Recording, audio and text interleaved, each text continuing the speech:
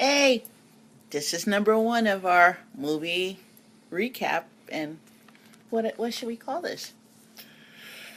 Uh, let's call it the weekly review of stuff you may not have seen but might want to consider. Okay, We'll movie we'll come review. up with a better title Yeah, later on, we but so will. right 'Cause, now that'll yeah. do. We watched a movie yesterday, known as. I take notes as I'm watching the movie to talk about stuff. She'll give you an outline. I'll give you my analysis, and she'll add her take on it too. But go ahead, dear. The movie is called Deadheads, and it was about an experimentation. 2011 movie.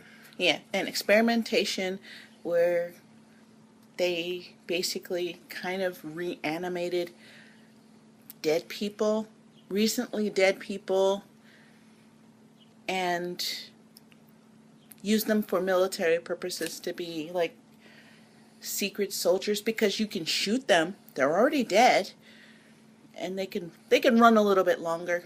And this story is based on the fact that there was one guy that was the boyfriend of one of the scientists, and he didn't like him, so he shot him and then made him part of the experiment. But not only did, and then he came back to life and he kind of escaped, and he met up with two other zombies or whatever they were. One guy was he died of like erotic asphyxiation, and that's when you're choking and and another guy got hit in the head and he died. And it was an interesting premise, but kind of stupid. So go ahead, Dad. I'll chime in as you go on. Yeah, this unlikely trio of friends, as my daughter said, the lead character was a young man who was, I guess, from an old term you may want to use, ne'er do well. He was a young man growing up who really didn't have any strong ambition in life, but he was in love with the daughter of a prominent scientist who, as Tricia said, was working on this secret military experiment to animate or reanimate recently deceased persons and use them for secret military purposes. Uh,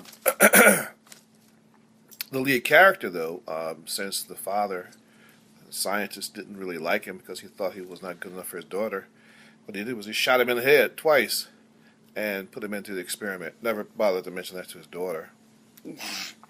But so there you have it. These three friends were reanimated together, and they're not your typical zombie types, but they look like zombies and acted in a zombie fashion. Through some quirk, they escaped from the laboratory they were being prepped in, and the scientists sent out this team of hunters to bring them back. One of the three hunters, was a convict who they gave this deal to that if you help bring these three uh, individuals back, we'll pardon you from your crimes. So there you have it. Three young, recently reanimated persons trying to get back to a regular sort of life, as regular as dead people can have a life, being chased by these hunters who want to bring them back to the laboratory for further experiments. Um, what did you say about Brent? Brent was the friend who died of the choking. He's like the comic relief of the show. Well, the thing about the movie is like also whatever killed them still remains on their bodies. Like the one that died of the choking to death, he still has a mark on his neck. And the lead character, whose name I keep forgetting, he has a bullet mark right here on his head. And then the other guy, other comic relief, because he was sort of like they were testing on him, I guess, and he was like, Yeah, because he had brain damage, yeah, severe brain he damage, got even hit in more the than a head. shot. He acted more like a zombie than the others. He His nickname was Cheese. used, Big guy. Yeah. he was really like kind of gone. So So there you have it. Basically, it's a make zombie, chase zombie, capture zombie, zombie getaway catch up with love at the end, happily ever after kind of movie. We're sorry we forgot the lead character's name because he wanted to go back and tell his girlfriend that he really loved her. Also, she broke up with him just before he died. Because she didn't want to be in the way of him finding out what his true ambition in life was, so she broke off the relationship. And the father played on that just before he shot the kid.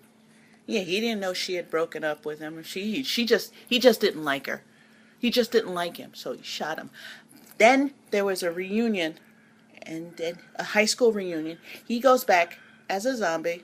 Now, mind you, he's walking in. He looks like a zombie. Now, most zombies look, oh, I don't know, kind of gray and decomposing. Nobody said anything. Dude, you look kind of gray. That's the most he got in the whole thing. Really? 10-year reunion. I guess after 10 years you get gray, so people forget what you look like in high I don't school. recall getting gray. Anyway, basically, my analysis of the story is it was a cute little story, roughly based on the H.P. Lovecraft Reanimator theme, where dead people are reanimated. For me, it was disappointing because of the writing. I mean, too many things happened that didn't make sense. Not that a lot of these things make sense anyway, but they were unrealistic events going on in the movie. For example, once the young lady finds out that her father shot her boyfriend, she never bothers to mention that little small fact to her father. It just, like it's lost in, the conversation that they're having with these three dead people in their front yard. So, those kind of things for me are annoying because I like sci-fi that is well written and well acted. You have to have both for me to really appreciate it. Otherwise, I stick into that category of schlock. And she kissed him too. And I like schlock, but I also like well written, well acted stuff. Yeah, she kisses him. Yeah, she does give him a little tongue at the end of the story, which is kind of gross. There's really nothing, no reaction to the fact this guy is dead and physically his rotting. limbs fall off. They put him back on, stick them on. They work like nothing else is. It's funny because there are parts with like cheese. He's funny because he is not all there, obviously, and they have to like move him to walk him around. But all in all, it would had the makings of a good funny movie if they really, really worked on it. Yeah, they need to tighten up a little bit, make some of the scenes more realistic, and do a little better writing. And it could be a much more entertaining film.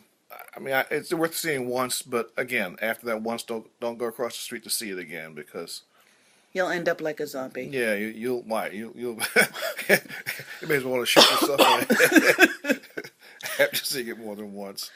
So that's it for me. Yeah, that's it for us. I mean, next time we will definitely have more and we will talk more. We're sorry. This is our first time, so we're just giving you what we can give you. Trust me, there's going to be more and even worse. We'll look through the dial and find stuff that you might miss ordinarily and bring it to your attention. But we won't miss it. No, we won't. Well, he won't miss it. Because I'm the nicest guy you ever want to meet. You guys. So the movie, once again, just the last, if you feel like torturing yourself and seeing it, Deadheads. It's from 2011. So enjoy. We didn't. We'll see you. Enjoy it once. Just once. Dad'll be back. It's a weekly thing, so we will see you every Wednesday with movies. So have a good one, guys. Bye. Bye.